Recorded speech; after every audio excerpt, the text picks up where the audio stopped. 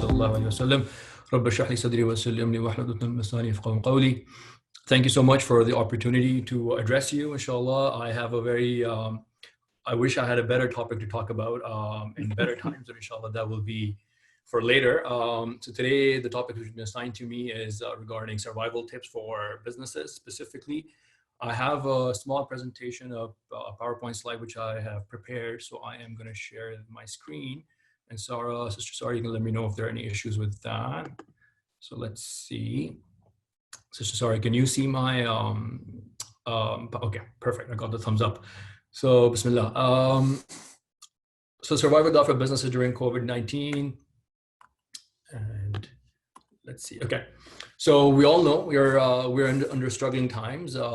All non-essential services have been asked to shut down, rightly so. And only essential services have been allowed to stay open. Unemployment rates are unfortunately up. The government has taken swift and prompt, action regarding that. We're blessed to be in Canada. Alhamdulillah, over $100 billion have been allocated towards bailout packages for, which approximately 50 billion of that is going straight to businesses and individuals and industries for their survival and retention. And the remaining $55 billion are available through deferred tax payments for individuals and businesses. So whatever our tax obligations have been temporarily postponed until July. If it's a corporate tax, until August, if it's actually September, if it's personal tax. And that is just so that everyone can survive these incredibly crunch times. But today my topic is specifically on businesses. I'm not going to really go into personal issues and assistance available and strategies to survive. If you have any questions, please feel free to reach out to me. I'm going to focus entirely on small businesses and medium-sized businesses. So what are COVID-like conditions for businesses? We all know either you are directly impacted in a way, we're all impacted one way or others. I run and operate hospitality business. We serve food to our clients. I operate a franchise model restaurants. And unfortunately, our business, our revenue, has been cut in half or more in some restaurants. Some stores are completely shut down. If you're a retail store operating out of a mall, you're not allowed to stay open anymore. So our revenues have been impacted one way or others. Obviously, healthcare providers, like the Sheikh said, our pharmacies or industries of those nature probably saw an increase in their revenue. So it really depends on what field you're in. Unfortunately, for the ones who are struggling, the ones which have been closed or have seen a slash in their revenues, you still have overheads to pay, you still have rent. If you're a mortgage, you probably have loan payments to make. So that is there. We will come to that point, in the next few slides. So you're most likely operating on operational losses. You're not profitable right now. You're probably incurring daily losses. You're probably very short on cash. If you had a healthy cash balance pre-COVID times, you're probably depleting your cash resources right now. If you were, someone who wasn't maintaining a lot of cash balances, you're probably in a very, very tight crunch position. But I think what hurts the most to all of us is, cash situations, profitability. We can all take the bite. What hurts us the most is loss of workforce and talent. Our people are the ones who brought us this far. The letting go of people, laying them off temporarily, cutting their work hours, knowing that we are directly responsible for their survival, their family survival, that hurts us. So inshallah, we'll talk a little bit about talent management today as well, and talent retention rather. Then we probably have a lot of contractual obligations. We've lost a lot of revenue, but perhaps our suppliers are, we're still obligated to buy from our suppliers. We're probably still obligated to receive the inventory which we had ordered 30, 60 days, 90 days before, when we couldn't foresee COVID or COVID-like circumstances affecting our business. There may also be, so for some of us, there might be supplier risks, or third-party vendor risks, where COVID might have impacted their operations and we aren't able to procure our supplies. We're not able to procure our shipments. The airports are closed. We may be someone who, we may be a company which are importing directly from outside of the borders, and that might be an impact on our business. So as you can see, this is a very complex topic. I just wanted to lay out the risks and the impact on different businesses. Unfortunately, I won't have enough time to go over every single one of the 3 or 4 different types of businesses. There's obviously sole proprietorships, which are maybe consulting related businesses. There might be retail, nuts and bolts sort of a business like mine, for example, which purchases something, modifies it, and sells it. Then there are these large scale businesses. So what I've kind of focused on today is general strategies, general help, general tips available for utilization for everyone. But some of this might apply to you, some of it might not apply to you. But obviously, feel free to ask me questions at the end or reach out to me later on. So general, what is the government doing for us? Alhamdulillah, as I said before, we're blessed to be in Canada. Some of I've been studying and very closely monitoring what other countries, Europe and US, have been doing, and I can fairly comfortably say that the Canadian federal government and the various different provincial governments have taken very swift action. They've just on the weekend they passed a bill which was unprecedented. They did probably like a year's worth work in like a couple of weeks, which is extremely impressive. So what are some of the options available? So one of the biggest options we have right now is if we were one of those companies which had to lay off employees because we didn't have enough business, our retail shops were closed down, the government is providing a massive incentive, which is 75% of our gross payroll, which would mean that all the expenses we would incur on paying our employees, 75% of that will be reimbursed to us by the government. Now, this is not going to help us with our cash constraints because the subsidy does not kick in 6 weeks from now, 6 weeks from the time you apply for it. However, if when we talk about cash flow management going forward, if you have enough cash to be able to sustain yourself for 6 weeks, then this gives you a massive incentive to retain or rehire your employees which you had let go of and bring them back on your payroll so that you don't lose your talent and you're showing care and support to your people. I'm a hospitality-based person. We understand that our people matter the most to us. If we can take care of our people, they in return will go ahead and take care of our clients or our guests. So the 75% wage subsidy, and I'll get into the details in a bit, is a massive incentive to retain our people.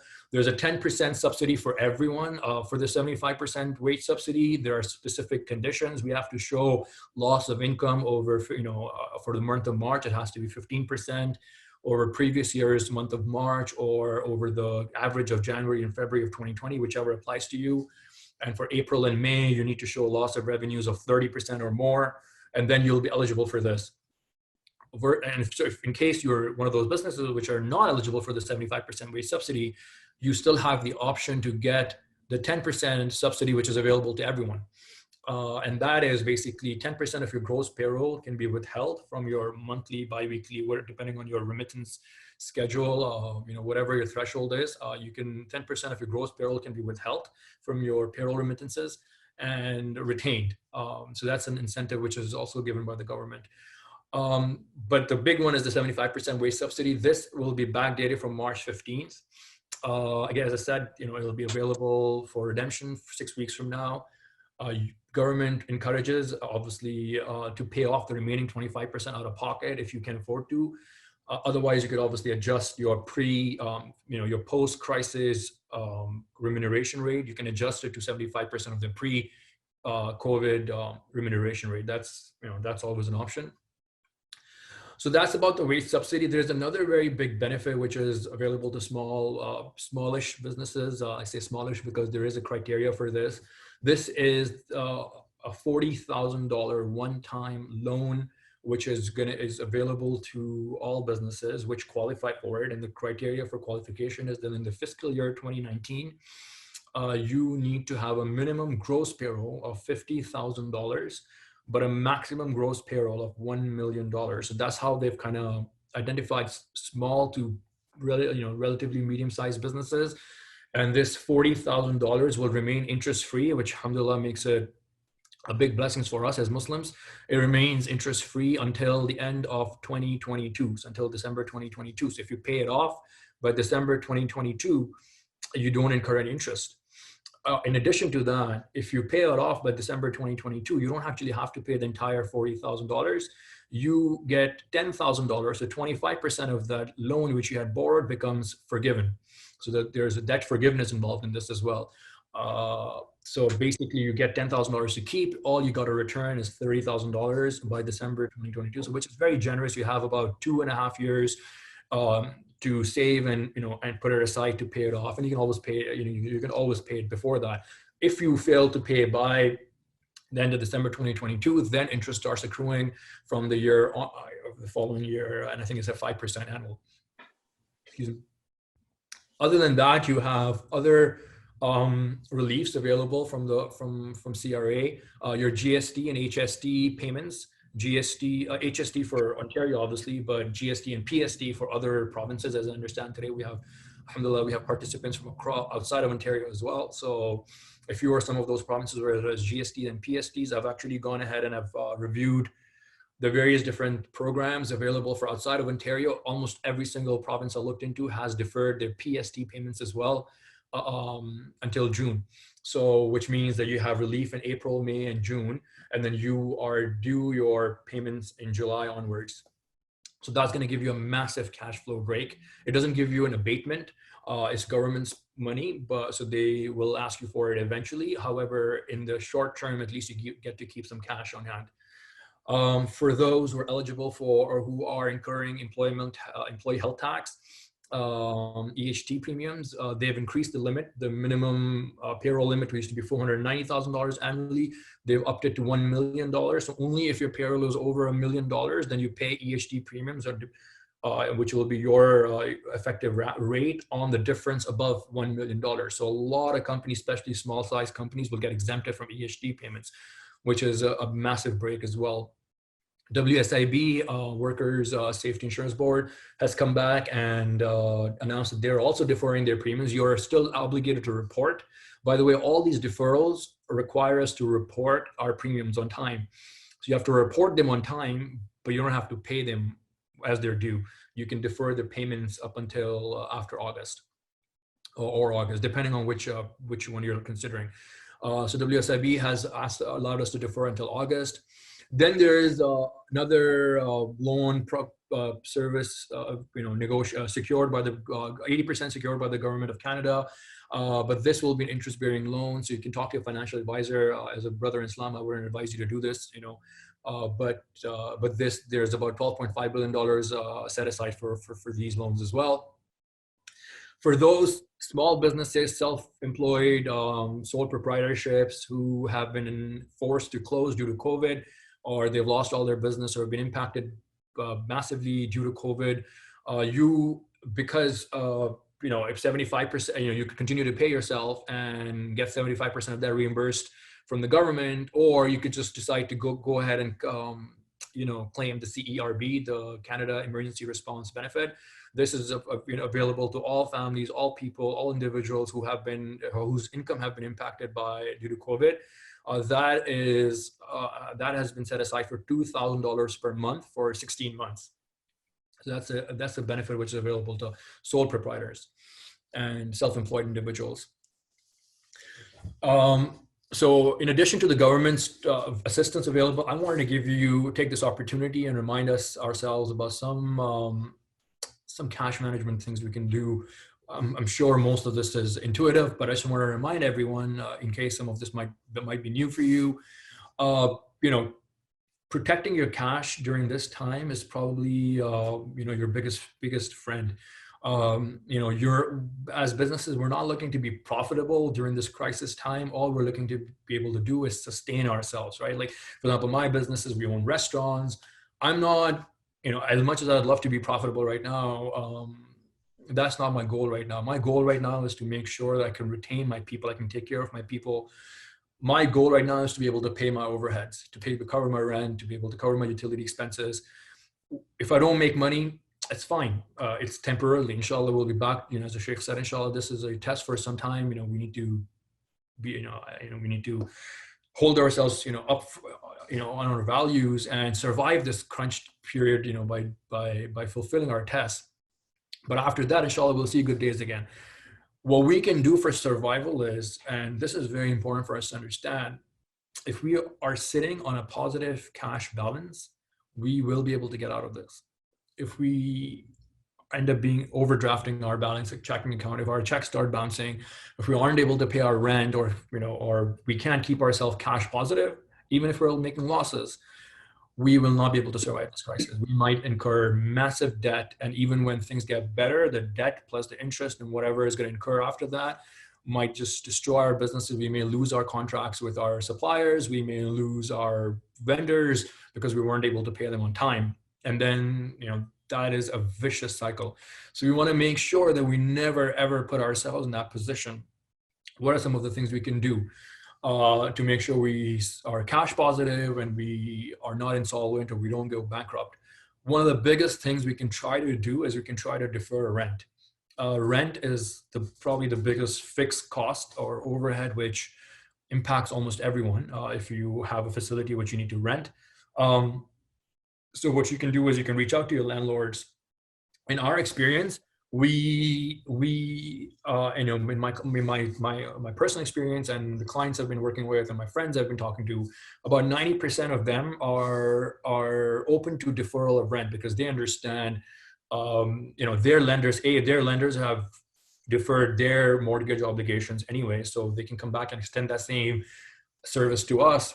In that 10 to 15% of the cases where they didn't have a big financial institution who was lending to them, or they did not get deferrals on their mortgages, they may come back and say no to us. But the other 90% of the times, or 80 to 90% of the times, you may be able to get a deferral or rent. Sometimes they'll come back and they'll ask you to pay interest on the deferral, which again, if you can afford to avoid it, please avoid it. If you can't, then you look at it based on your individual circumstances. But I would highly, highly, highly advise you to try to defer rent, especially if you have no interest obligations. Try to renegotiate your payment terms with the suppliers.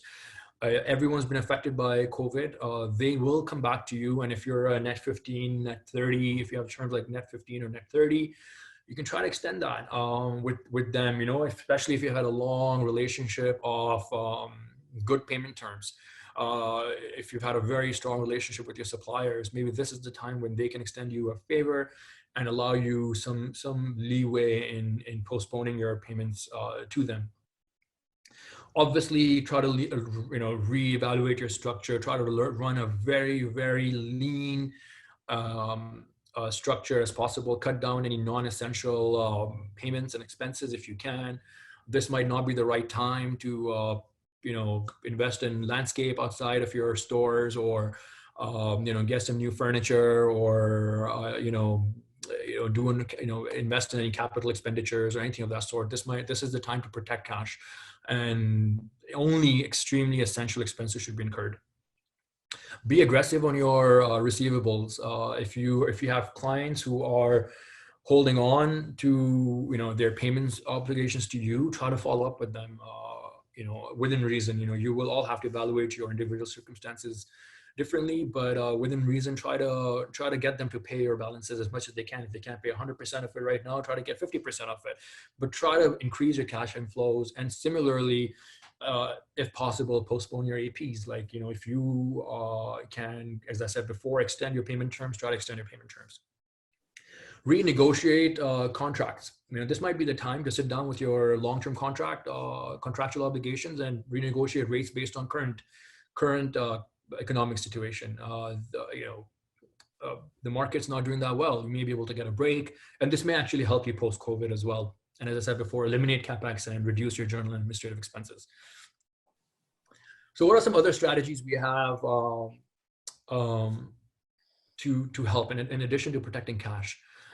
As I said before, I'm a strong advocate for protecting and taking care of your people.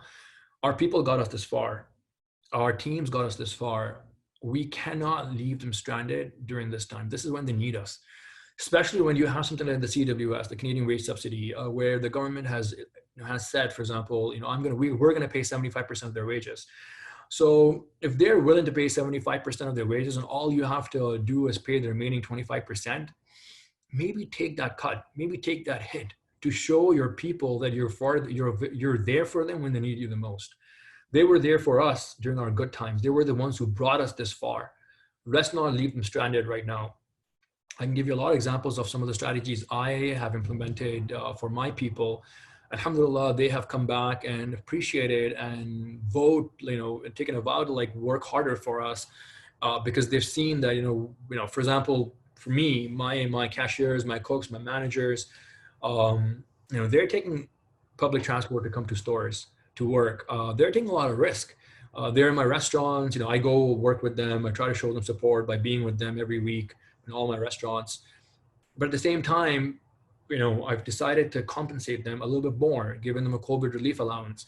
And this, it might not be a lot, but just that gesture on its own is enough for them to understand that, my employer values my life, my well-being, and my efforts. Well, Hassan, sorry to interrupt. Can I ask you maybe that we keep some of those examples for the question and the Q&A? There's a lot of questions coming in for you right now, as well as brother Sheikh Zahid. So just in the interest of time, can I ask you to wrap up in the next 30 seconds? And then I think we'll have opportunity in the Q&A to go over some of these ideas. Okay. Sorry about that. So yeah, that's not a problem. I don't know about 30 seconds, but give me a couple of minutes. Okay. So take care of your people. Lots of tax matters, tax efficiencies to be gained. I'm not going to go into the details. Obviously, communicate with everyone in your process chain. So your customers, your people, your vendors, let them know about the situation you're in, what you can do, what can they do to help you out. We've talked about third-party risk management. I'm not going to get into business continuity measures right now, but also talk to your insurance broker. As far as I know, unfortunately, none of the North American insurance policy will cover us for pandemics. But you might have an amazing broker who will either be able to get you an insurance payout or maybe at least reduce your insurance premiums. Alternatives, what is the future like? Start thinking about that for your business. Work from home is going to be the future, at least in the short and medium term. Invest in your IT infrastructure if that applies to you. People are shopping online versus going in the store. So how does that affect your business? For us, hospitality, ordering takeouts and deliveries versus dining in. Our dine-ins are closed. Adapt, become agile, become flexible. And then, there you go. If you have any questions about accounting and tax, business continuity, talent retention, government assistance, working capital or cash flow management, or hospitality or business growth, ask the experts. I'm not an expert, but I can try my best to help you out as much as I can.